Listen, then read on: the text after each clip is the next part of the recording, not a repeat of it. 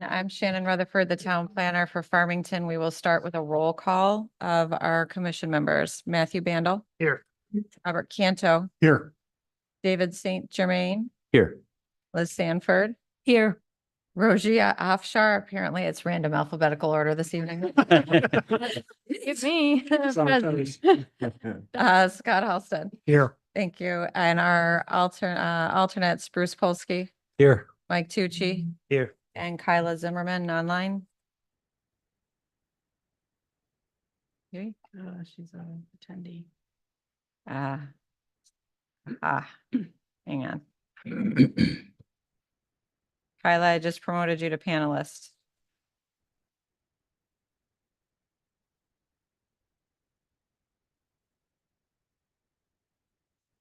There we go. Hi, here. Thank you. All right, Mr. Chair, it's all yours. All right. Thank you, Shannon. Good evening, everybody. Welcome to the July 22nd Town Plan and Zoning Commission meeting. I'll ask Liz Sanford, our secretary, to read the legal notice, please, to get us started. Okay, good evening, everyone. Notice is hereby given that the Town Plan and Zoning Commission will hold a hybrid in-person and online public hearing on Monday, July 22nd, 2024 at 7 p.m. in the Town Hall chambers, council chambers on the following applications.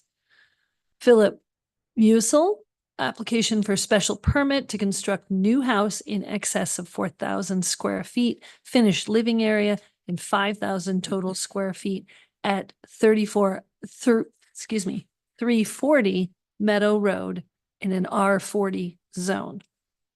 Jack Kemper, application for special permit for expansion of home greater than 30% of existing square feet in excess of 2,400 square feet finished living area, 3,200 square feet total area, and attached accessory dwelling unit in excess of 700 square feet at 22 Tungus Street in an R20 zone. Interested parties are encouraged to participate in this hybrid public hearing.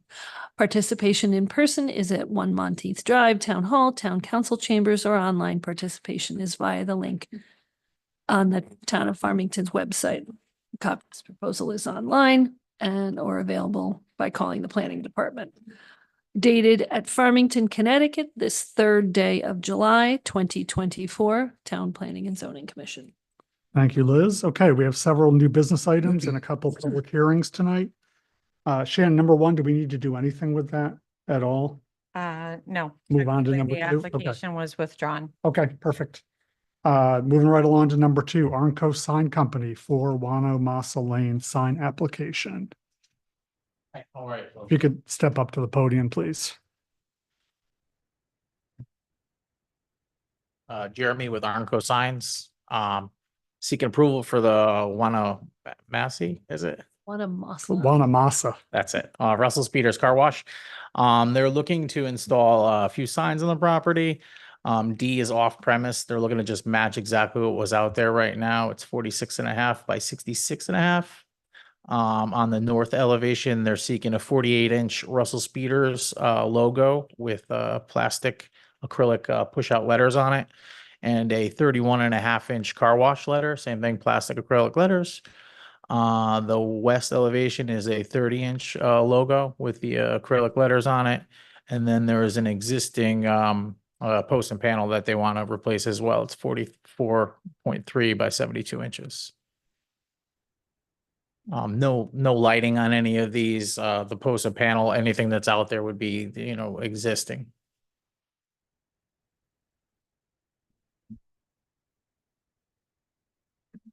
All set? And yeah, Okay. Questions? Turn it over for questions. Matt, No questions, thank you. Bobby, No questions. Rosia, No questions. Thanks for being here. Liz.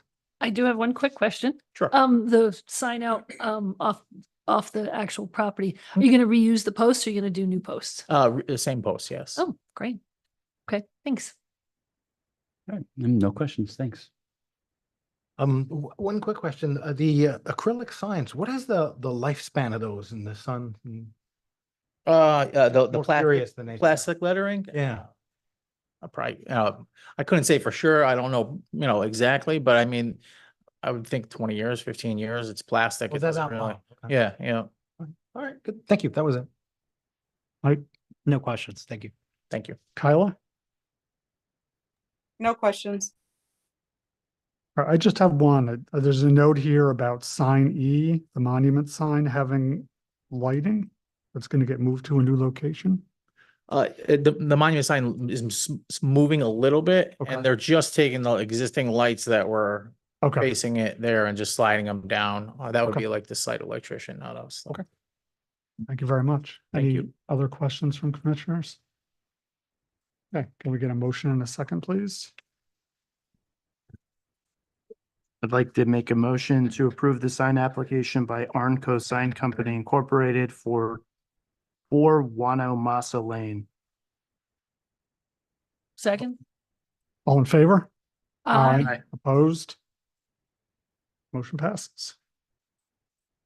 I Thank assume you. you're staying up for the next one? Yes. Okay, this time at 362 Unco Sign Company, 362 Scott Swamp Road. A little easier to say. Yeah, Jeremy Wake at Arco Signs. Same kind of sign package on this one. They're all the exact same type of signs.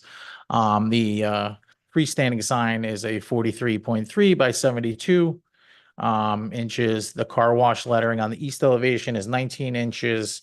The Russell Speeders logo is 76 inches with a 19-inch car wash letter. And then on the west elevation was 19-inch car wash letters as well. Acrylic letters, half-inch thick. Any questions? Matt? It sounds like all the signs are code compliant, so no questions. Bob? Same here. Just checking. No questions? Okay. No questions this time. No, thank you. No questions. No questions. Kyla? No questions. All right, can we get I have no questions either. A motion and a second for this as well? I'd like to make a motion to approve the sign application by Arnco Sign Company Incorporated for 362 Scott Swamp Road. I'll second it. Okay, all those in favor? Aye. Opposed? Abstentions? Motion passes. Thank you very much. Have a good night. Good night. All right, Udolph Property, 784 Farmington Avenue, site plan approval for change of use from office to residential use.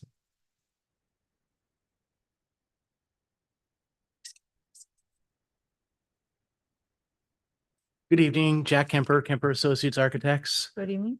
and Robert and Dylan Udolph are here also, if you have questions for them. This is the building at 784 Farmington Avenue. It's the one that was moved. In fact, our office was in there for like 7 years, a long time ago. It's a nice old gambrel roof building. What we're looking to do is, when it was moved, it was used as an office on the first floor, and what we're looking to do is turn it into two townhouses. One is about 910 square feet, the other one is 964 square feet. The building, except for moving a couple windows on the east elevation, is pretty much as you see it. No other exterior changes, the lighting, everything else is the same. So we're just looking to repurpose it. So we're available for any questions. Matt? Just one of the items of consideration with the tenant parking. Can you touch upon that, please? Yeah, the Udolphs own 780 and 778 Farmington Avenue, where we have parking there, and they're going to encourage the tenants to park there. They do share in a shared parking agreement with 790 Farmington Avenue, where there Shannon's got it, where with Farmington Commons, and I think the Pennington has rights to that. So that's all shared parking. And we did a parking calculation, and there's room for these tenants to park at the 780, 778 lot. Okay, thank you. Mhm. No Bob? no further questions. Thanks, Matt. Bob? The garbage and recycling, is that going to be a private company? You're going to take care of that? It'll be in 778. Yeah, And the they'll use tenants will know that- the existing receptacles there. Perfect.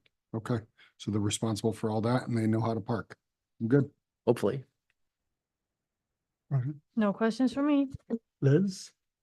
I'm just thrilled that the building was repurposed. It's a neat building. And it didn't have to go through any sort of historic or anything ADRC because it's not in the. No, it's not. historic- It was the town center district. I don't think there was a historic district on Correct. it. Okay, So there is no historic district. It, but it did have the ADRC review of the shift in the windows. We were able to do that via email with that group. okay. I had to recuse myself. Yes. Step We just- away, We left him off the email for simplicity. Yeah. off the chain. No, other than that, I have no questions. All right, thanks, Liz. Dave? Yeah, I guess more just logistical. Is the parking close enough to the, are there enough spaces close enough to each building or are people crossing that street? The shared parking is across the street, but the other parking is pretty close. It's right in the, yeah. It's not in the bank. You can't park in the bank. They have exclusive, but it's the parking just east of the bank. All right, that's it. Thank you. Bruce? Do you have any future plans that may affect the balance of retail, commercial, like Howler's Barber Shop and that is there? Is that going to change down the road and affect the parking situation further? So there are a few units. So, Mr. Rudolph, if you would, at this point, if you wouldn't mind coming to the microphone and identify yourself, please, for the commission, so we have it on the record. Thank you. Robert Udolph Properties. There's a and in the 778 building, there's a therapist tenant that's been there for many years. And in the future, I would like to turn that into a 1-bedroom. So she has a therapy general office there. The first floor tenant, maybe another 1-bedroom. There's another therapist there, and that would be it on there. And then Howler's, he's got a pretty long-term lease. I don't have any ideas right now for that. Okay. But nothing very soon for those, and that would be it. So for the foreseeable future, the mix is laid out here is sufficient and will work. Yeah, and if anything, these are office users who have much more parking demand of what I That's right. have over there. So if anything, because it would be the next unit, when it comes available, would be a 1-bedroom, Makes sense. Thank the you. front building. Yeah. Appreciate it. Done. Mike? No questions. Kyla? No questions. Thank you. And I don't think I have any questions. Anybody else have anything come up? All right, can we get a motion in a second? Okay. You want me- Go for it. I'll get in on the fun. I'd like to make a motion to give site plan approval for Udolph Properties at 784 Farmington Avenue for a change of use from office to residential use. Second, All those in favor? Aye. Opposed? Abstentions? Motion passes. Thank you. Thank you. All right, number 5, Zaida. I apologize in advance for what I'm gonna do to your name. What do you think? Sajikota. We'll try that. 19 to 21 Reservoir Road fence exemption to install 6-foot gate. Yes. Yes, we would like install this gate for safety purposes. We have unwanted visitors too often lately, and we want to close one and use just the one because we have 2 entries. And one would be closed. Shannon zooming in on the property.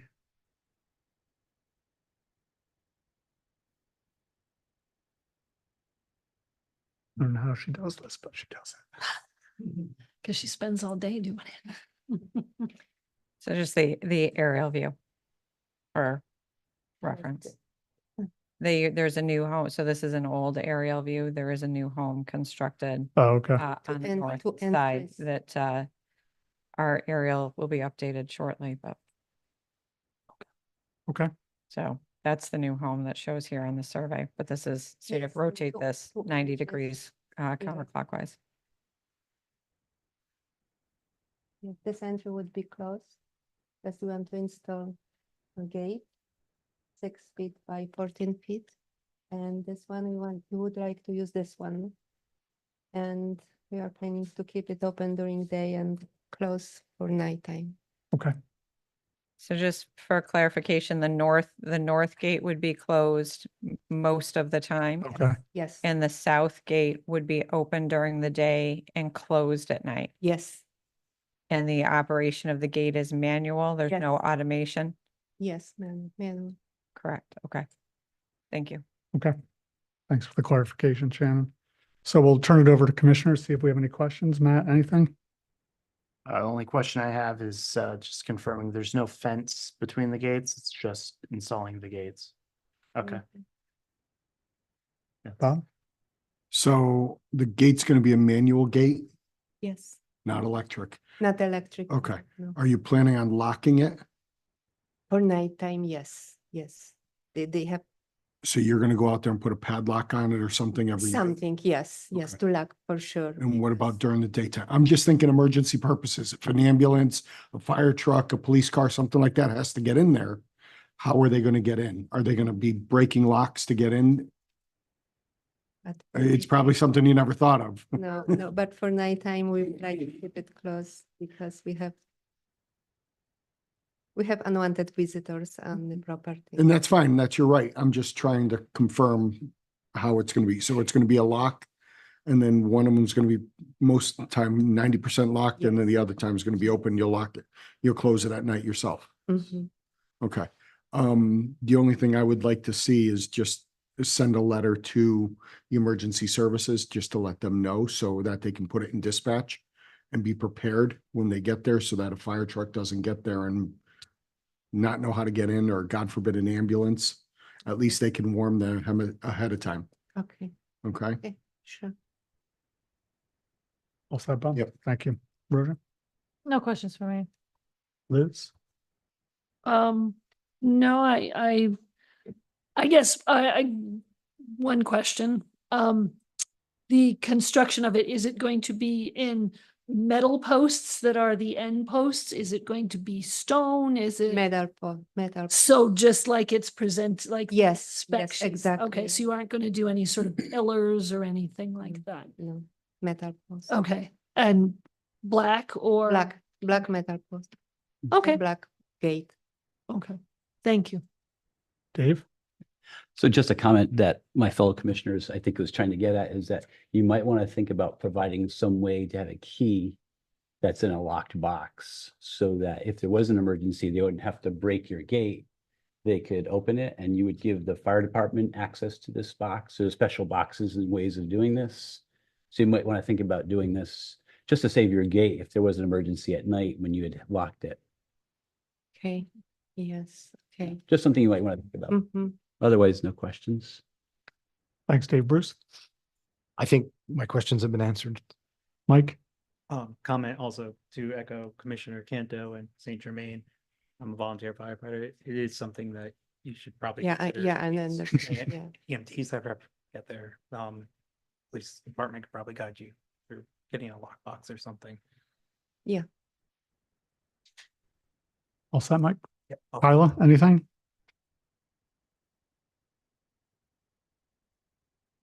No questions for me, thanks. All right, thanks, Kyla. And I do not have any questions either, that they've been asked. Anybody else have anything come up?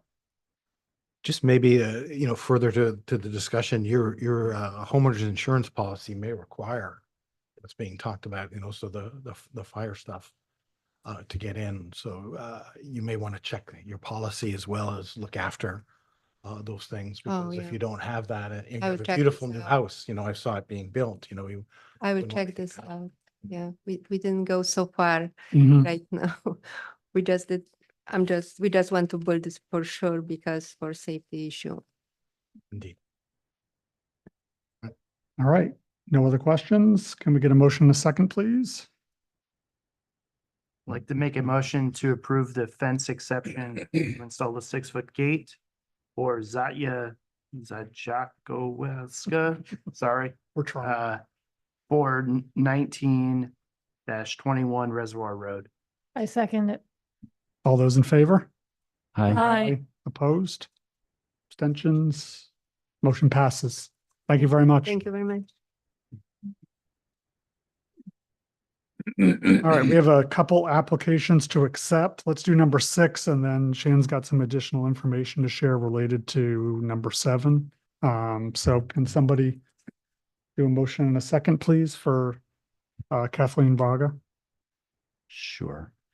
I'd like to make a motion to accept the application for special permit for clear cutting and restoration in ridgeline protection area made by Kathleen M. Braga for properties located at 37 and, is that number right? 37 and 9484 Prattling Pond Road in an R80 zone, and schedule a public hearing for September 9th, 2024. Second. All those in favor? Aye. Aye. Opposed? Motion passes. Shannon, over to you for item number 7. Okay, so with respect to item number 7, the applicant is proposing a project. So one portion of the project, there's a barn on the property to the far eastern edge of the property. So there's a main house, there's a barn. The ridgeline setback runs in this vicinity, 50 feet off, 60 feet off of the rear property line. The barn is outside of the ridgeline setback, so it doesn't require a review from a ridgeline setback standpoint, but this is where they're converting this to a detached ADU. So a detached accessory dwelling unit, so that will require a public hearing for that. The second part of the project has to do with the main house. And there had been an existing pergola at the rear of the home over a portion of the patio. And the pergola had a large wisteria vine growing on it for years. The pergola eventually rotted out. They have removed it because it is rotted. And they are planning to, so you can see this is the pergola coming out over the existing patio. It's a stone patio with a couple of steps up to it. As part of the project, they are remove the pergola and construct. She refers to it as a deck. I call it a balcony since it's off the second floor. You know, tomato, tomato, I suppose. Yeah. The patio is remaining as is. They're, I believe, reinforcing the columns or putting new columns in, and then coming vertical, or foundation and piers, if you will, and then columns come vertical, redo the header in the house, and they're using glue lamp beams to come out and put the deck. So the house is within the ridgeline setback. So it's an existing house. It predates the ridgeline setback regulation by a number of years. So this is a modification of an existing home. Mr. Sear and I have reviewed this extensively over the last few business days. And we believe this falls in under a permitted use, that it doesn't even require really a site plan application with you. But that determination ultimately rests with you, and it falls in under the ridgeline setback reg, the permitted uses, and its alteration of a building that existed prior to the effective date of the regulation, which was approved and constructed per regulations. It is not expanding the home itself, was one of the criteria. It is not clear cutting because it's already open above the patio. It does not create a substantial change as viewed from the roadways below. And we've taken a look at this, and I have photos down further. You can, standing in their backyard, you can see a few of the homes, prominent homes towards the end of Mountain Spring Road. As you're on Mountain Spring Road and you turn to look back up, you'd really have to look for this. Is it there? yes, but I don't think from pergola to this deck, is it a substantial change? It doesn't, you're gonna see the roof and the roof line before you really pick up on the fact that the deck is there. And as a deck, we've never really considered this floor area for the home. It's exterior. Is it a large deck? Yes, it's a large deck, but it's, again, I'm hard pressed to consider this floor area. So this is the site plan for it. We saw it, this is the existing with the pergola being demolished and the proposed deck, and this is the side elevation showing. And then this is the plan view of the deck. And it, again, it mimics the footprint of the patio because the columns for the patio are providing the support that's necessary for the deck, because it's going to be notable. This is the photo I was referring to. We've been on the property for the item related to number 6 on the agenda. And some of this, so can you see from there, as we're standing at the very edge of the yard where the ridge line starts, you can see, but again, we think it's really negligible as to what you're going to see from the house, because this is the rear of the home. So this patio is staying, you're going to pick up this roof line and the eave line and the dark home before you really pick up this balcony that's going to come off. This was the pergola with the wisteria vine on it.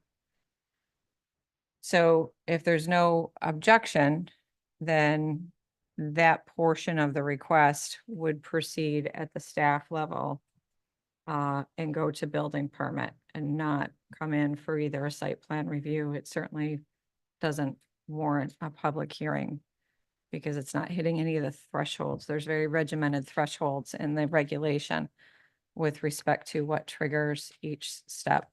The only one that was close is whether or not it was visible down below. And that's really the one that it says it's to be the decision made by the planning department in consultation with the commission.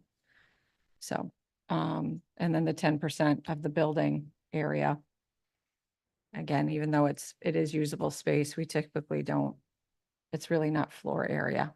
It's not how we use that term in any portion of our regulation when we're talking about decks or patios. I Thanks. have no objections, Mr. Chair. Okay. Anybody, any concerns? I have a Okay. question. Is the balcony being built on the side where they took down all the trees? It is on that same face. It's on the rear face of the building, correct? Okay. Yes. I recuse myself. I'm part of the land trust and I know we have issues, so I just was curious what direction that was. So I'm not even gonna say anything else. Anyone else concerns?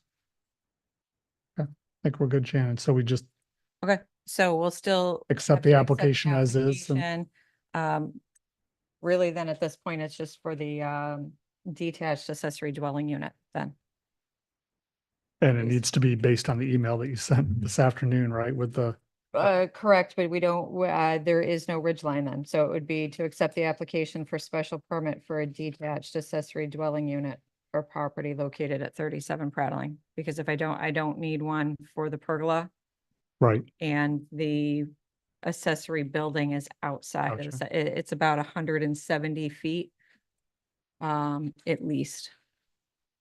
all right. Can we get a motion and a second, please?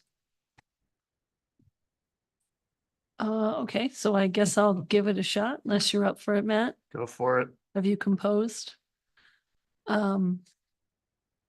Okay, so I'd like to make a motion to accept the application for a special permit for Kathleen M. Braga at 37 Prattling Pond Road for an accessory dwelling unit, Detached. a detached accessory dwelling unit. That's it. It's in an R80 zone. Second, All in favor? Aye. Aye. Opposed? Motion passes. Thank you. All right. So moving on to our public hearings, we've got a couple before we jump into them, just sort of a few process-oriented items. We'll ask the applicants to present to the commission. We'll go through, as you've seen, with commissioners asking questions, and we'll open it up to the public first in the room and then those online. And then once all the public comments been received, we'll ask the applicant to respond. We ask for any public comment that you try to keep your comments limited to 5 minutes.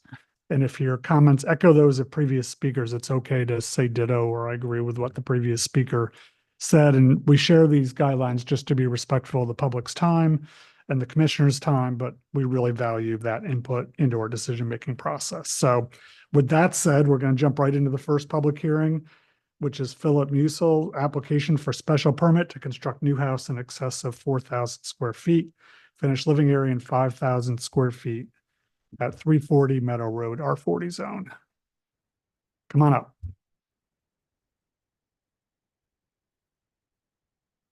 These hearing aids, I have them turned up quite high because the room is like an echo. And Yeah. if any of you have trouble like that, all of a sudden it's like an echo chamber.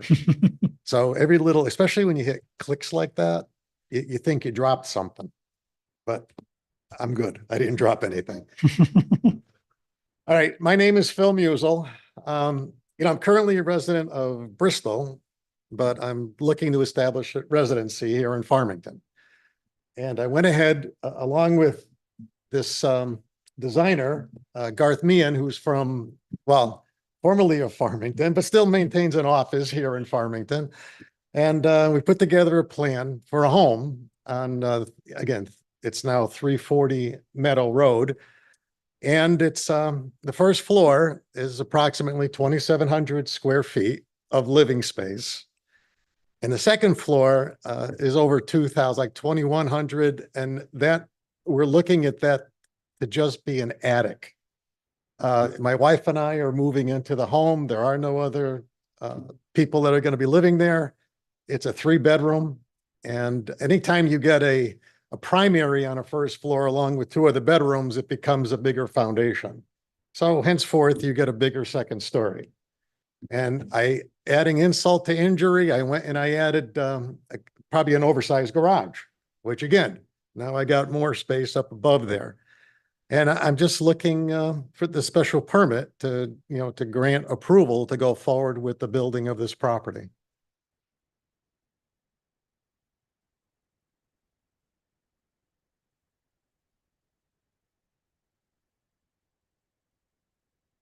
Any thoughts? All right, well, we can turn it over for questions. Matt, any questions? There were engineering comments. Yes. Were those addressed? Yes, there were. It's a matter of water containment, the infiltration zone. And at the moment, there are really no issues. It's just diverting it from the back to the front. But there's plenty of, ground absorption capabilities. If you people know the LADA, who's the surveyors, one of the 3 surveyors on this property, they actually went around and did, perk tests around the whole place. And they actually decided that as far as drainage issues goes, there should be none at all. In fact, I think even now they're looking to accommodate like 1.5 times whatever comes off the roof. I think that's the current plan that has been resubmitted to the building department. It's all about the water containment and pitch. And the only other thing is, again, tying into the sewer line, the 2% grade, which again is going to be done at the time that the contractor is hired and the contractor comes along and sorts these things out with the building department. Okay, thank you. Sure. Bob? No, I'm all, excuse me, I'm all set for now. Thank you. I'm all set. Welcome to Farmington. Well, it's still, it might take a few more months, but it's a process. Okay. And this is new for me. I have to tell you, I've been retired for a little while now. I needed something else to do.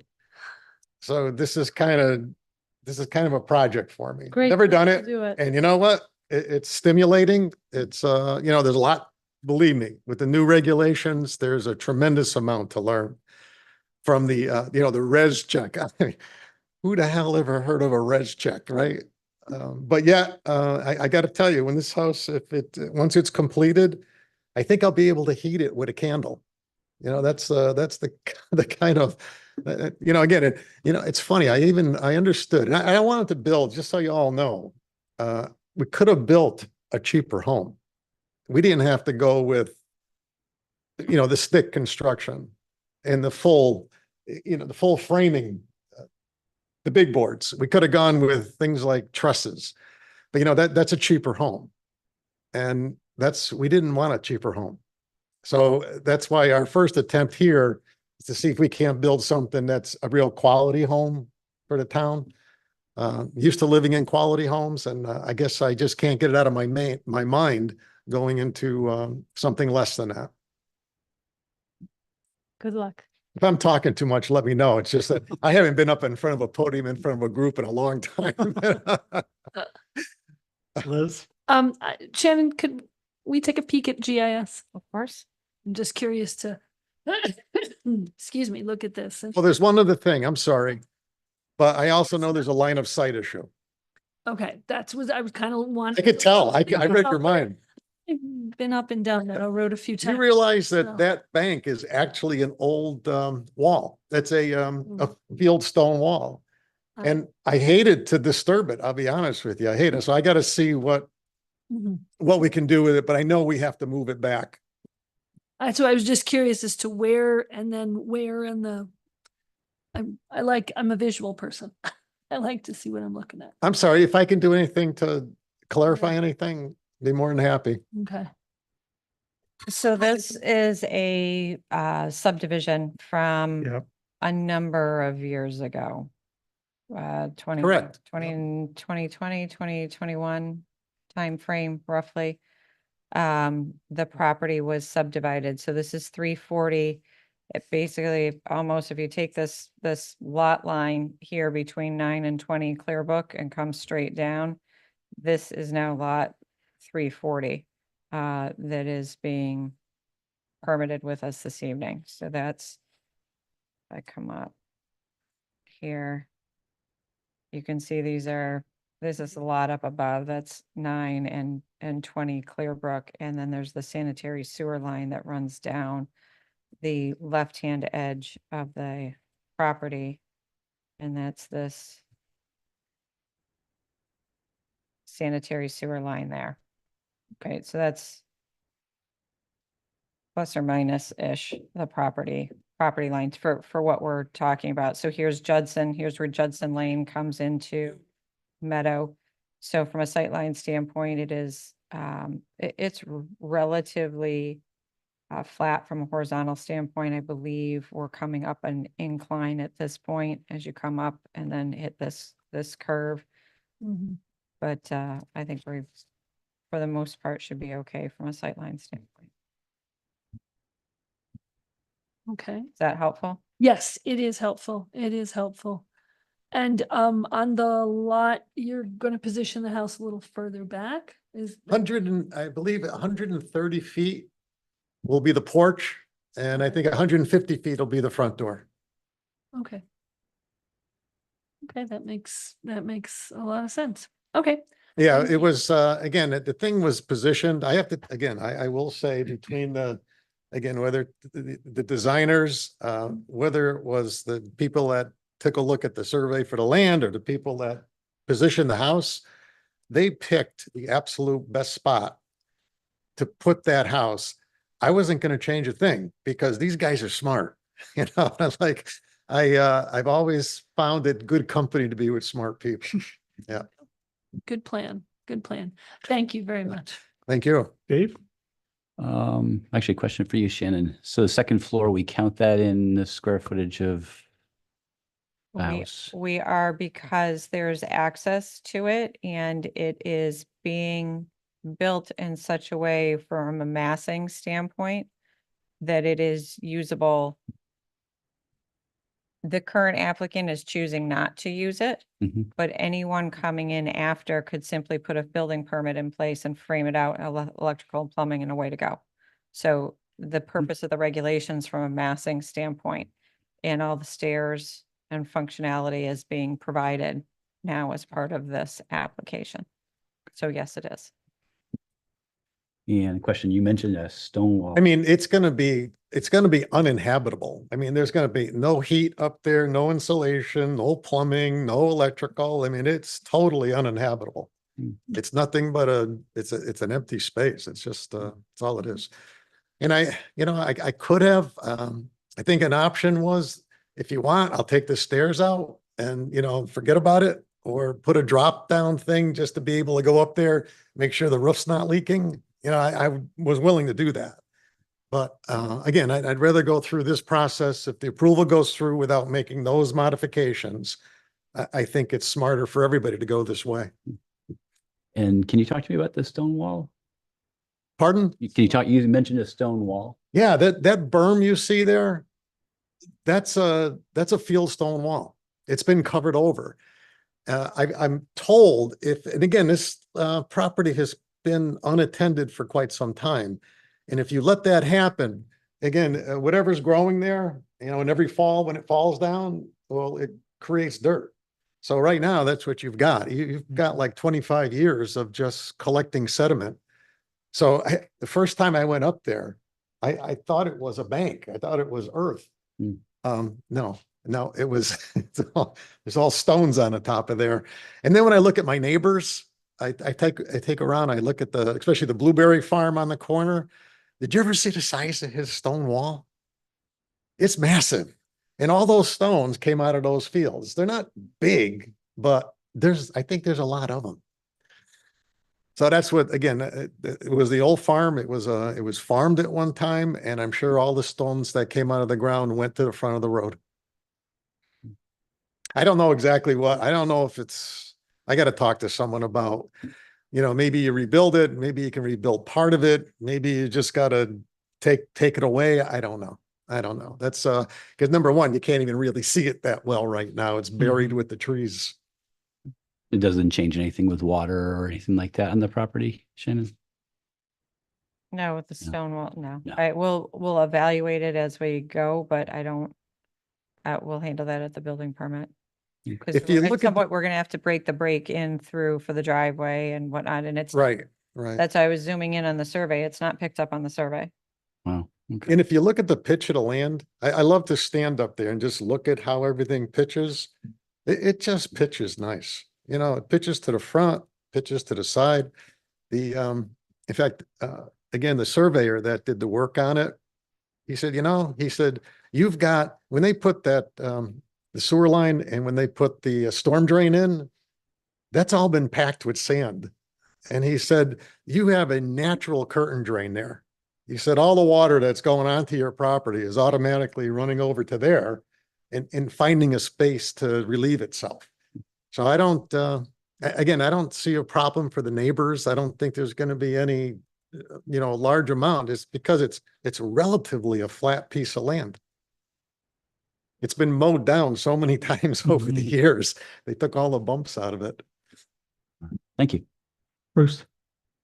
Mr. Measle, thank you for coming out tonight. I really appreciate the fact that you want to build a high quality structure. I guess my question comes down to, how did you come about with this plan? Because, it is an R40 zone. There is that 4,000 limit. You're not a little bit over, you're a lot over. So why does it have to be that? Okay, when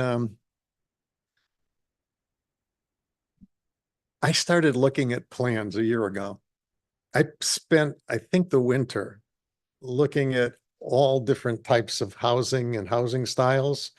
And then I went around the neighborhood. I took a look at the people behind me. I took a look at the streets on the side of me. And I wanted to match what we were going to build with the rest of the neighborhood. The footprint itself, again, for my wife and I to build something that we could grow older in, it had to be one level. So again, when you put a primary on the first level along with two of the bedrooms, you get a bigger footprint. It's automatically, you're gonna get a bigger footprint. And he can attest to that. So, Yeah, if you want me to. yeah, right. Yeah, when you design it for you guys, I'm not probably telling you anything you don't know, but first floor masters. When I design a ton of them, Jack will tell you too, and they just start around 21, 22 with a first floor master. If you want a couple of bedrooms, you're gonna be in that 25, 26 very easily.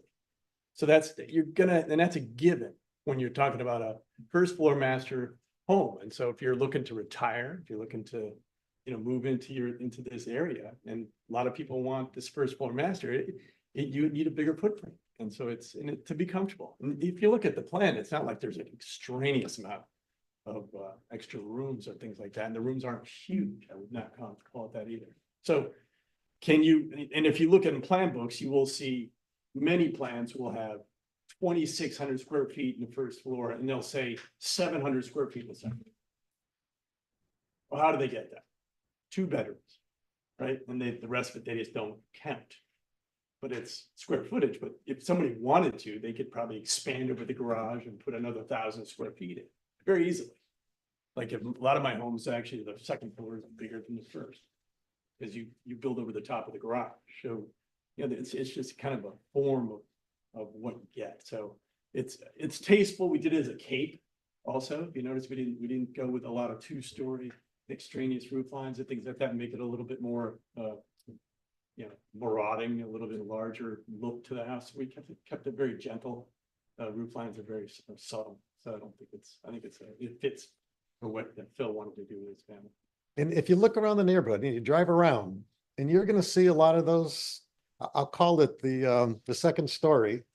And again, it's a pitched second story. It just so happens it's wide enough. And when you bring down sidewalls, you get another 2,000 square feet up there. And again, I went out of my way to put in a bigger garage and add it to my problems. But you drive around that neighborhood and you're gonna see a lot of that style. And again, whether it's on Portage Crossing or Summersby, or even the home that, again, they took down the home on the right-hand side, they demolished. They went from probably a 1,600 square foot home, small little ranch. It went to 3,800 square feet. So they went with a second floor plus an attic. I'm not even gonna be as high as them. But again, it's Again, if you talk about the ridge line, too, the actual. The ridge line, right. It's pretty Right. short. So all these things were taken into consideration when, okay, how should it look? Great information. Thank you for sharing that. Yeah, any questions for me? I'm happy to answer you guys. Thank you. Yeah, the guy's, he's very smart, I have to tell you. Mike? Of course, his one mistake was he moved to Simsbury, but we're gonna, but he kept an office here in Farmington. They know, believe me, you're not gonna pull anything over on these guys. Thank you for your presentation. No questions. Okay. Kyle, any questions? No questions for me. Thank you. Just one, have you had any conversations with neighbors? Oh, yeah, all of them. Okay. Yeah, I got, Ron and his wife across the street. I've got, Rich Russell and Haley on one side, and then I got, another new, neighbor on the, let's see now, this is all new. These names are all new. So I got John in the back and I've got, so. But no concerns from any of them? No, they're excited. They think that, in fact, they feel for me having to go through this process. They kind of say you're going to have to go through it, but they'll do the right thing in the end. Yeah. Thank you. Yeah. Any other questions immediately, commissioners? All right. So this is a public hearing. If there's anybody in the room that would like to speak. I don't see or any of my against. neighbors here. I would know them if they were here. I Yeah. don't see anybody here. Shannon, is there anybody online? If anyone is called in to offer comment on the public hearing for 340 Meadow Road for the new home, please raise your hand using the feature in Zoom, and you'll be acknowledged to address the commission. Again, if anyone's called in to offer comment for the public hearing for 340 Meadow Road for the new home, please raise your hand using the feature in Zoom. You'll be acknowledged to address the commission. Mr. Chair, there are no hands raised. All right, thanks, Shannon. One last check. Any questions anybody has before I close it? I'm good. Good. All right, we're going to close the public hearing. Can I get a motion in a second, please? Just real quick. How do you guys feel about a condition that engineering comments be addressed? Or can we just get away with, as presented? Well, you throw it in, that's fine. Yeah, so That's fine. engineering comments to the satisfaction of the town staff. Yep. I'd like to make a motion to approve the application for special permit by Philip Musil to construct new house in excess of 4,000 square feet, finished living area and 5,000 total square feet at 340 Meadow Road, R40 zone, with the condition that engineering comments dated July 18, 2024 be addressed to town satisfaction. Second. All right, thank you. Any discussion necessary from anybody? No. Good. Okay, all those in favor? Aye. Opposed? Abstentions? Motion passes. Thank you so much. Thank you very Good luck. much. Go. Good luck. Welcome to Farmington. Yes. That should be, I mean, you know, it's a little bit different than that, but that's pretty much gonna be looking like, you know, that was the whole, and again, this is like, and you can see how high the roof was on that. And I'm sure there's 2,000 square feet of living space, potential living space up there as well. Nice. So that, Good luck. that's what I'm looking to bring in. Nice, Beautiful. like that. Okay. Good luck. Good Happy luck. building. Good luck with your project. I know, Have a good, you know, it's always nice to see the color, you know what I mean? absolutely. Thank you, Mr. Musil. Thanks again. All right, our next public hearing, Jack Kemper, application for special permit for expansion of home greater than 30% of existing square foot in excess of 2,400 square feet, finished living area, 3,200 square feet, total area and attached accessory dwelling unit in excess of 700 square feet at 22 Tungus Street. Welcome back, Mr. Kemper. Good evening again. Still Jack Kemper, still Kemper Associates, still Farmington. There are a lot of moving parts here, so we appreciate your patience with this. Brandon and Brittany Conry are here, the owners. The accessory dwelling unit is going to be for Brandon's parents. They are not here tonight, but they're in town. What we're looking to do is the house, you know, I didn't even look at this like a 1920s probably house on Tungus Street. What we're looking to do is enlarge the house for Brendan and Brittany and then build a garage next to the house. They have 2 cars for them, 1 car for Brendan's parents, and then build the accessory dwelling unit behind the house. And Shannon, if you want to go to the site plan. Certainly. So what we're doing, you can see the addition starts 31 feet behind the front of the house. So the addition is quite a bit behind the house. The garage and breezeway are in the front of that. And the accessory dwelling unit is behind it. And the extension to the house is next to that. So we're doing that. If you want to go to the floor plans, Shannon. Get a toolbar out of the way here. Oh, no problem. I'm happy you're doing it. There you go. So there's a breezeway mudroom area in between the house, part of what's giving that garage the length that it is. It's broken up. We've tried to break the garage up into 2 masses. There's a dotted line. There will be a beam line there because there's 2 separate roof lines. We've worked hard to try and keep this a collection of smaller pieces, just to keep it in scale with the house. It's a 1-bedroom apartment. I think it's 730 square feet behind the garage. It enters from their garage and also from the mudroom. We're expanding we're calling it a utility room. Eventually, probably the kitchen and the laundry and bathroom will probably go take in that space and we'll do a new kitchen. Not prepared to do that at this phase, but we will be building the space. If you want to go upstairs, we're adding a third bedroom upstairs and a master bath and a master closet. So it's 2 bedrooms right now. So that's what we're doing. And if you want to go to the exterior.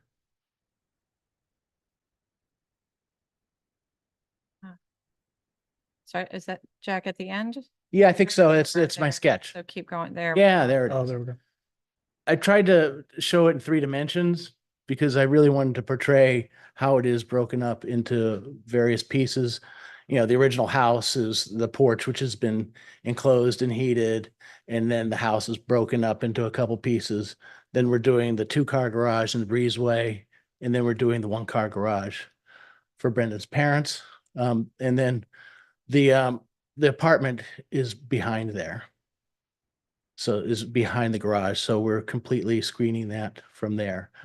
One of the things on the site plan, we're looking to, you can see it on my overall view. The intent is, I think, the surveyor originally drew the garage, the driveway like 37 feet wide going all the way down. We didn't want that. So we had him change it.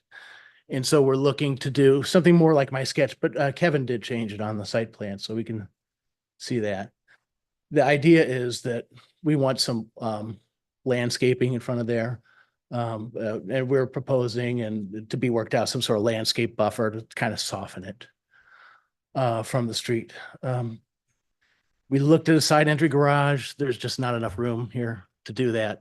Even if we took the 3rd garage off, there's still not enough room. The pavement would go right up to the neighbors.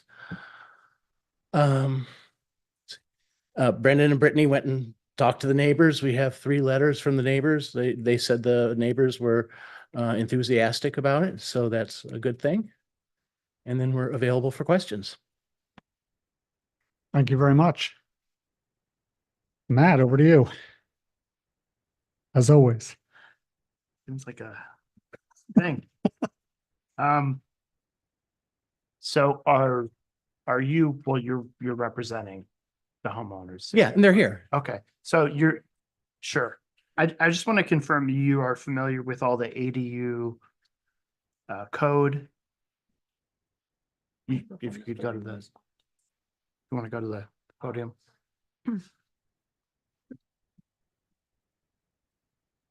We don't want you to feel left out. Come on down. You too can talk. So there's certain requirements within the code. Mhm. And I'm just want to confirm you've read all these, you feel comfortable. Yep, I've read through them and Jack has explained quite a bit to us, which has been very helpful. I am a mechanical engineer myself and do large commercial projects, along with some residential. So I have a good understanding of the construction process and what comes along with it. So, I'm excited to try it out for ourselves. We're new to Farmington. Brendan grew up in Avon. I grew up in Massachusetts and moved here 4 years ago now. We had been looking for a home for over 2 years, and we're really looking for not just any home to live in, but the right home and a place where we can start our family. So we're really looking to make this a house that we can live in for a very long time for, future kids and having our parents as grandparents there as well. So that's what we're looking to do. Okay, thank you. No further questions. Thanks, Matt. Bob? Just a couple things, not really questions. So mom's moving in or somebody's moving into the ADU, it's already being purposed for that. It's not a future No, idea? yeah, so Brendan's parents, so my in-laws, they would be moving in. They sold their house, 20, yeah, in and Avon. they've been renting in West Hartford since. Right. So So it'll be a big help for you guys with the kids coming and all that good stuff to have Yeah. grandma and grandpa in the area. It'd be helpful. Nice. It would definitely be helpful. I got it. No problem. Jack, great job with the sketch. That really puts things into perspective, showing what it's gonna look like. I like the design. I think it's a great project. And I don't have a problem with the way you were doing the garages. I see the same, what you were saying, putting the garages on the side wasn't gonna look great. So I don't have a problem with the project. I think it's gonna look really pretty when it's done. Congratulations. Thank you. Thanks, Bob. Rosa? Mr. Kemper, that we had 7 items on the agenda for consideration. I just wanted to make sure those are going to be taken care of. So I think we were fine. I think there was something about the drainage and do some calculations for that. We already changed the driveway. And I think his parents will sign anything that, and I don't frankly remember the other ones, so. Should I go through all of them? Yeah, That's all. Yeah, the- just- That's all the. yeah, please. Those are all the- Okay, so, As well. yeah, okay, so the roof infiltrators will be required to infiltrate one. Yeah, that's the drainage stuff. That's the drainage, okay, erosion control. Yep. Oh, yeah, that's always part of the, and I think that's on the site plan actually already. Kevin put that on. There's a silt fence shown.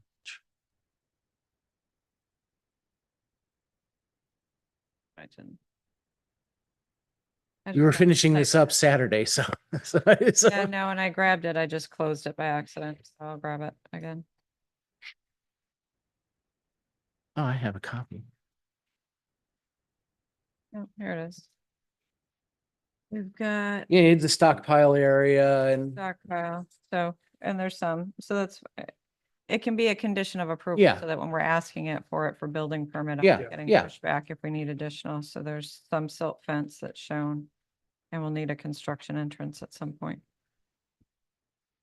So, okay. Okay, and then the area of former garage and driveway to the former garage shall be restored with a minimum of 4 inches of topsoil and seed. That was the. yep. And, Thanks, and I Bob. didn't mention that I'm sorry to interrupt, but Oh, no. we're tearing down the old the free sort of standing garage. Free-ish then. Okay. And item number 4, 1 curb cut is permitted for access to the new 3 garage. Yeah, we did. We already revised the driveway. Okay. We made it narrower than they asked, actually. Okay, It's better. and appropriate demolition, building and roadway obstruction, excavation permits shall be obtained. And those are Yep. taken care of, okay. And a pre-construction meeting is required with the contractor and town planning staff. Yep. Prior to. We will do that. Okay. Yeah, because we will, our next job is to get it out to bid and hire a contractor. Perfect. And then the last item, the standards of section 21C and D shall be conditions of the ADU use. I think that's. That's what we were just Yeah. talking about, right? Yeah. Yep. The condition, okay. Thank you, no further. Thank you, sorry. questions. Yeah. Sorry, Thanks, Roger. Appreciate sorry, I didn't going know through all that right those. off the top of my head either. Liz, Try to be as quick as I can. No problem. Number one, I thought I wasn't sure on the plans how it was gonna work, but the fact that you have the 3rd garage is separate with a separate entrance, very Yes. creative, Yes. by the way. Oh, thanks. I did. We try to make it look separate, it's a balance. Yeah, I just think it's a cool solution.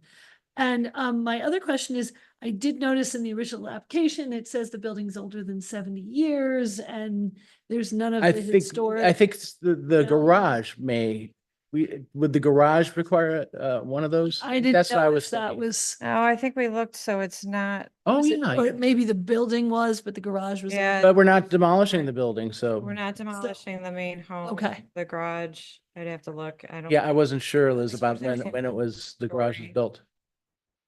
I was just curious. I just So- happened to notice that was checked, but no, I think it's a great use of a Oh. existing structure and. Well, thank you. I originally thought this was in the historic district because we did an addition across the street and that was in the historic district. And I was all prepared and then they were, so, oh, good. yeah. The fickleness of the historic. Yeah. Single player. You good, Liz? Okay, yes, I'm good. All right, Thank you, Dave? and Good luck. She took all my questions. Oh. Thank you. Sorry, Dave, I would have That's all right. left you on. Bruce? Nice project, no Thank you. question. Mike? No questions. Thank you for Uh, presenting. Thank you. Kyla? No questions. Welcome to Farmington. Thanks, Kyla. No questions for me at this point, so this is a public hearing. Unless Dave wants to go to, okay. Maybe we can check online, Shannon? I will, just so I don't forget, I do want to enter into the record the three letters. So it looks like it was Yeah. a form letter that three of their neighbors signed. So the top, it reads July 17th, 2024, special permit for 22 Tungus Street, Farmington. I have reviewed the proposed site plan and design plan dated May 24th, 2024 for the above mentioned address and have no objections. Sincerely, and it's the same letter, three different ones. The first one signed by Sue Carpenter, address at 22 Tungus Street, Farmington. The second one is Suzanne Wojelius, 14 Tungus Street, Farmington. And the third one is Matt Martorelli, 23 Tungus Street. So we have those for the record. And then, yes, if anyone else has called in to offer comment for the application for 22 Tungus Street for the home expansion and the attached ADU, please raise your hand using the feature in Zoom and you will be acknowledged to address the commission. And I've got no one but us online, Okay, then. so I'm not gonna bother asking. All right, thanks, Shannon. Appreciate it. You're welcome. Any other questions We could come up with 10 or 12. pop up? We don't need to, but we could. No, I'm just, Everybody good? yes, yes. All right, I'm gonna close the public hearing. Yeah. In motion in a second, please. Sure. I'd like to move that we accept the application for a special permit for expansion of a home greater than 30% of the existing square footage in excess of 2,400 square feet, finished living area, 3,200 square feet, total area, and attached accessory dwelling unit in excess of 700 square feet. Gosh, that's a whole lot. Located at 22 Tungus Street, R20 zone. This application was put in by Jack Kemper. Second. I don't want to mess everything up. Do we need to include the Can we do as? the items for consideration Do as in here or as presented? And include the items as presented. Second. Yeah. Second, thank you. Yeah. All right. Any discussion?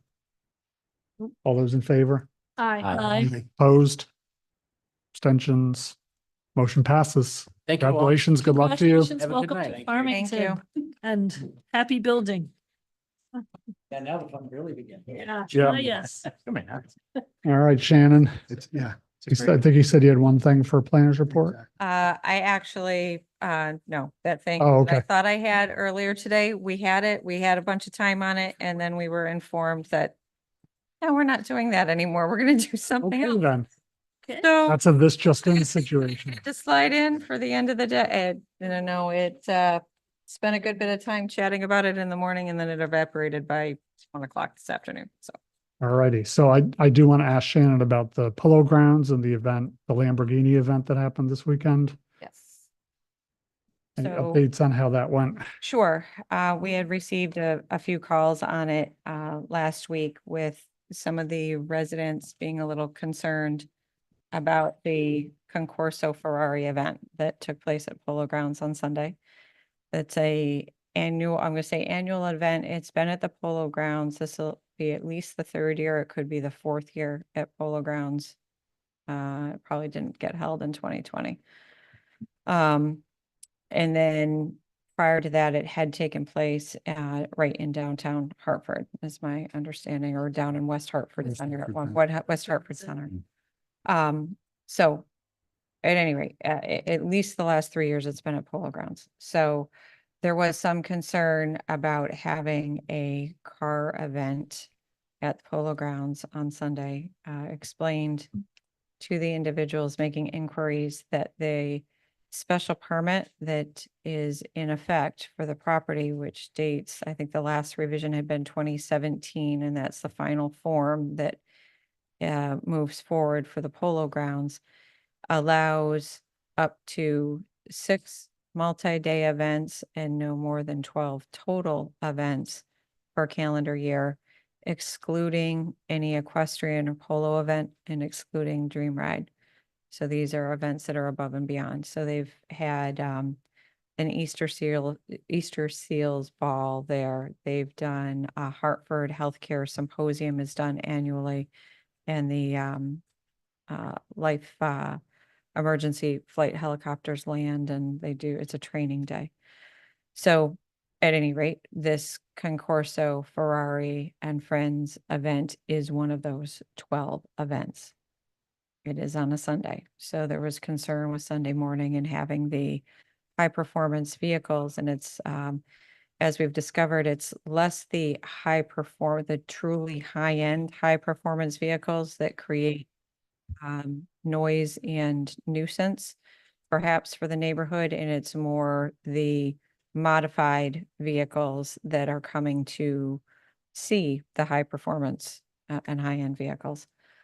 We work closely with the Farmington Farmington Police Department on police detail. We worked directly with Bazzuto's, who's the owner, and the Hometown Foundation. So this was relayed to the all the neighbors, both myself through a few emails and Corey Vincent, Lieutenant Corey Vincent from the police department. I was there yesterday for 3 hours. So Lieutenant Vincent and 2 other officers were on site from 8:30 to 12:30 yesterday. I was on site from 9:30 to 12:30 yesterday to see everything firsthand rather than getting video clips or whatever from various parties. It ran relatively smoothly in the whole scheme of things, certainly better than it did last year. So there was improvements. There were things we insisted on to improve the functionality of the event this year. It was a definite improvement. There was some backup of traffic on Town Farm Road in the morning with vehicles entering. But the vehicles, for the most part, were respectful. It was quiet. It was a very quiet, smooth entry in. They did move the registration on the property back, so there was a longer queue to try to help move the vehicles through quicker. And at one point, they suspended taking registration fees so we could just get the vehicles on the property and not have the backup on Town Farm Road. I arrived at 9:30. By 9:50, there was no notable queue at all on the road. Wow. So there had been backups starting around 9 o'clock. So, but even then it was less than an hour of backups on Town Farm Road. While the event was ongoing from 9 to say 11:15, it was quiet, cordial, running very smooth. Actually, 2 of the neighbors that had issued emails to us in concern stopped and spoke with both Lieutenant Vincent and myself. Both were surprised at how smoothly the event was going and were pleased with the results. Around between 11:15 and 11:30, vehicles started exiting. That was a little more problematic. They're exiting and putting on a bit of a show. So we did shut down the north entrance to the Polo Grounds so that they only had access to the south entrance. And it was easier to manage then with the police we had on hand. I was further down. Obviously, I have no authority from a law enforcement standpoint. I was there solely from an observation standpoint. I was much further down Town Farm Road. I was south of the Devonwood Drive access, and was simply observationally taking a variety of video clips. I probably took about 40 video clips in the hour from 11:20 to 12:20. And not all video clips are necessarily of poor vehicle behavior. Was there poor vehicle behavior? Sure, at 100%. We discussed that with the Bazzuto staff, police, and myself after the event. I've done my notes on it. Lieutenant Vincent has done his notes on it and issued them to the captain and police chief. There'll be further discussions with Bizzuto's on thoughts on how to improve upon this for next year. As long as we continue to see cooperation and a willingness to implement additional measures, then I'm inclined to allow this to continue next year. There is a thought that, and I'm gonna float it by Bizzuto's to see if they could move this to Saturday. I know this really jams up their Saturday with polo in the afternoon on Saturday. I don't know if they can move this particular polo event to Friday, do the Concorso Ferrari Saturday morning, and then leave Sunday open. I have no idea if that's feasible, but that is something that I'm gonna suggest to them, or again, do everything in one day. Makes a really tight turnover to clear the property of the cars, because there were still a few cars lingering around. I probably left the property around 12:30 or 12:40. There were a handful of cars, but there's all the staging and everything that goes with that. To break that down and then have it ready for polo at 3 o'clock, I don't know if that's feasible. So, but those and some other things were talked about initially amongst us on Sunday before we left the property, but overall, an improvement and overall not as troublesome as the neighbors feared it was going to be, but it does fall within their special permit. So that's why it was allowed to begin with, and why, because these event permits come in and I'm the signing authority. So I've got a tracking sheet, a spreadsheet. I keep track of all the event permits that they've applied for the year. So I've got a tally, and then I just started again for the following year. And it sounds like, Shannon, there was a greater sense of collaboration between the polo grounds and the town now than maybe when we had all those hearings a year or whatever it was ago. Yes, Year and plus. with this event in particular, so last year, the event was run by CCMC CCMC. directly. And this year, the Hometown Foundation took over okay. the operation of the event, understanding they obviously they're the permit holder, so they understand more specifically the sensitivity, particularly around Sunday mornings and when we've got a number of vehicles on the property. So they've taken control of this event rather than letting the lease, whoever the leasee is, just run the event. So like with Hartford Healthcare Symposium, it's all the physicians and whoever coming in, so they run their own event. I mean, Bizzuto's, there's always a representative of Bizzuto's on the property, but it's not that same nature, right? So this is a different nature of event, and they took over the running of the event and made a huge difference. Good. Appreciate the update, Shannon, Absolutely. and your time on Sunday. Yeah, Thank thanks you. for doing that. Anybody else have questions related to that Or anything. or anything, but that first, I guess? Sure. just To stay. I did have a question about the new business that disappeared, The new business that disappeared? Yeah. Yes? the withdrawn application. Mhm. Is that it? Oh, No, that's not it. We went back through and realized they can't request a extension because it's already been as extended as it's going to extend, because it was a conditional subdivision approval, so the maximum is 5 years. So they've already Oh, hit that. So in December, it'll be their 5 year. So they have two other courses of action, either to put a bond in place for the roadway and utility improvements, and then that would move it from a conditional approval to a final approval, or they have to resubmit and go through the approval process again. Oh. But that's their choice. Mhm. Ideally, they put a bond in place, and then we can extend, then there's an extension. I'm fairly certain there's an extension option. Hmm. I've got to confirm with the attorney. all right. Thank you. Absolutely. Anything else brewing out there? Or Yeah. anything? I have a question. Do you have a ballpark idea of how many ridgeline violations we have a year? No, No. Okay. Because no, we've got, we've had a handful of them.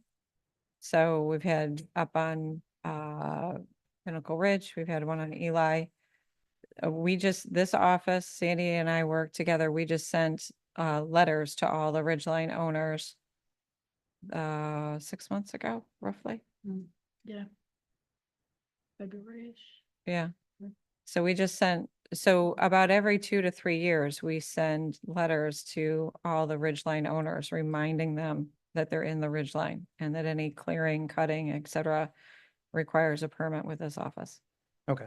Yeah, I remember when I moved to Farmington, I received one of those letters myself. So it's every, because we don't, if we can, if we're aware that a property is changing hands, then we try to catch it at that particular point in time and send the letter. We're not always aware of when the properties change hands and it would, are off, we're a little busy to just go randomly check all that. That's a list of probably, I'm gonna say roughly 100-ish homes that are impacted by the Ridgeline. But unfortunately, there's people that Mhm. ignore it, Mhm. don't read it, forget they got it, Mhm. don't understand it applies to them. There's a variety of things. Even though I say, just please call, like, we just want to have the conversation before the chainsaws come out. Yeah. We get it all the time in wetlands. Bruce here's dealing with it. We have it. Through COVID and since COVID, our incidents of violations and people just again, I don't know if it's a straight up ignoring, a not understanding and unwillingness to call. I'm not really sure what the driver, some interesting combination of those. But our incidence of violations that we're having to track has definitely gone up. Okay, thank you. Yeah, Mm. obviously with the land trust with Prattling Pond, but my neighbor is dealing with the Pinnacle right now, so he's Correct. contacting me and. Garrett responded to that email earlier today. It's not a ridgeline violation. Okay, good. Yeah, but- no, those trees had been down. We've got all the aerial. We went to our aerial mapping back to 2009, 2012. Those trees were already down. So it's not the current. Did somebody make a violation? Yeah, somebody violated it, but we can't we're not gonna, Was it? we can't go after the current owner That's for what I that. think I So they're covered simply that just too. clearing up the property and getting rid of all the stuff that was just dropped. So, and we've got it all on the aerial maps to show. Okay. So- And you said we're getting new mapping soon, you said? So there's the new mapping that's gonna come up on the GIS. Okay. We have access to additional mapping through a program called NearMap Mhm. that we get updated aerial access that has 6-month intervals.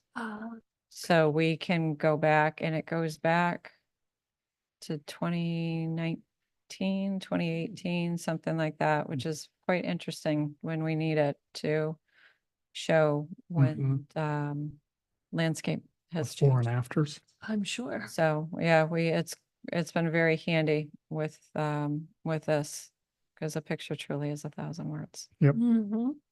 It's hard to refute it. No, you didn't see that. Right. Right. Anything else for Shannon? Naples Pizza's moving right along. They're doing a The good job whole with it, thing is- little by little. My Yep. girls are all upset that Starbucks is closed though. yeah. Yes, there's. Come through with us. My husband is also getting twitchy. He's like, Six, coffee? 6 months they're keeping the inside closed. 6? He was told 2. I was told 6. I was told. Shannon doesn't look like that. She No, I said didn't that. realize it was 6 months. I thought it was much shorter, but That's okay. what I had heard. Something with back order equipment. Oh, okay. All right. So What I do don't you know. Yeah, I think the initial was they were supposed to start roughly July 1 and be ready September 1. I think they Basically, were when, hoping to. yeah, it was gonna be a quick hit in and out was my initial understanding, but yeah, if there's a supply chain issue, then. But the parking lot hasn't really affected. I mean, they're doing a good job of keeping it clean. Yep. Yeah, no, we've, yes, I'm acquainted with the owner from a prior life, so, and I have had great fun with this. I'll leave it at that. So I've been down to the property a few times, so, Nice. so we've got a few things, so there's a few things we're working through on lighting.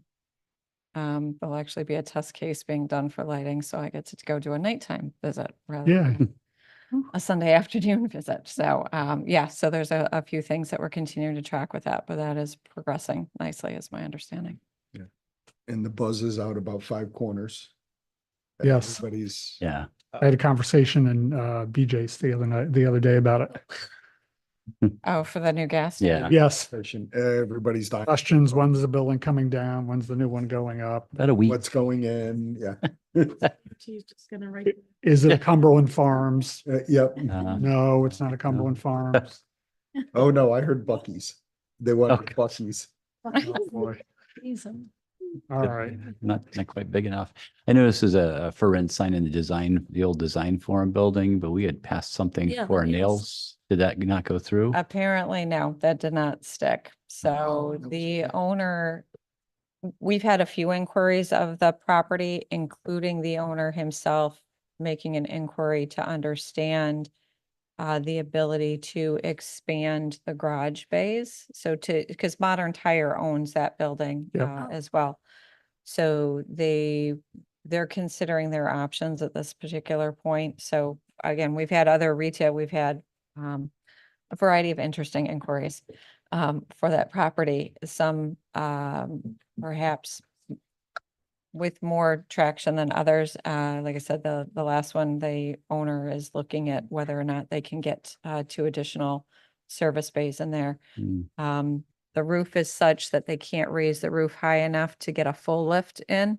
But they could do some, whatever work that can be done, that you just have to elevate it a couple feet off the ground as opposed to fully under, so. So they'd get rid of that building? No, he'd renovate that building and use that building, Oh, so he'd use it as a garage, yeah, I see. yes, That'd be kind of too bad. It's a neat little spot. so, Huh. yeah. All right. Okay. Good. All right. So apparently we did botch the minutes. No, in defense of Liz, what I realized I did, if you were to go back to the agenda review from the last meeting, it was your illustrious town planner did not change her note Aha. on the meeting minutes, and I believe Ms. Sanford simply read what was on the agenda review as opposed All good, to but the, so I updated the agenda review to match the agenda, so all should be good. can we do them together? We have to do them separately. What does Robert say? Yeah, what is right? All right. Can we have a motion and a second to approve the minutes of the last 2 meetings? You got it. I got it. I'd like to make a Screwed up motion like me. to approve the minutes of the June 24th, 2024 Town Plan Zoning Commission meeting and approve the minutes of the July 8th, 2024 Town Plan Zoning Commission meeting. I'll second it. All those in favor? Hi. Opposed? Abstentions? Motion passes. Have a good summer break, everybody.